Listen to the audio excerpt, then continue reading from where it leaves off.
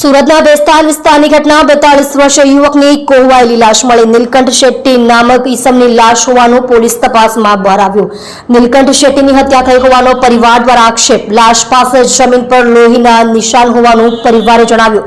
નીલકંઠ શેટ્ટી એકલો રહેતો હતો, લુમ્સ કારખાનામાં કામદાર હતો। હત્યા કે આપઘાત પોલીસ તપાસનો વિષય। સુરતની બેસ્તાન પોલીસે આગળની તપાસ આરંભી। મૃતકનું મરણનું સાચું કારણ પીએમ રિપોર્ટ પછી આવશે તેવું જણાવ્યું। તમે જોઈ રહ્યા છો ગુજરાત સમ્રાટ news channel. Chief editor Bhavesh પાટીલની સાથે। चालू था कि तपन सिटी एकदम आराम से चालू कर देते पूरी घटना क्या हुई? कल रात 8:30 बजे हमको फोन आया देख नगर से कि नीलकंठ का मौत हो गया है। हम लोग गया, देखा तो उसका रूम से बदबू आ रहा है। हमारा पहले से बहुत भीड़ लगा हुआ था उधर, बदबू आ रहा है। जब पुलिस सब आ गए थे तब देखा तो उसका बाद उसका रूम में कोई था ऐसा हमको इतना ये नहीं है। वो बोल रहे हैं कि हमारा रूम, उसका रूम पे हम लोग हाउसिंग में रहते, उधर गया देखा ना।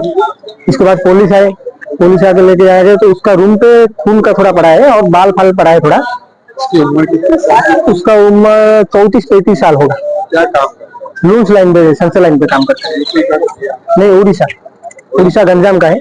क्या लगता है इसका मर्डर हुआ है? हमको ऐसा ही तो आशंका है, हमको शक है किसने मर्डर कि किया? ऐसा हम बोल नहीं सकते कि कौन मर्डर किया, लेकिन कोई ना कोई तो होगा। वो इंक्वायरी करने से पता चलेगा पुलिस। आपका नाम क्या था? तपन सिटी आप इनके कौन? मेरा मोहल्ले वाला है, वो मेरा गांव का भाई लगता है, मतलब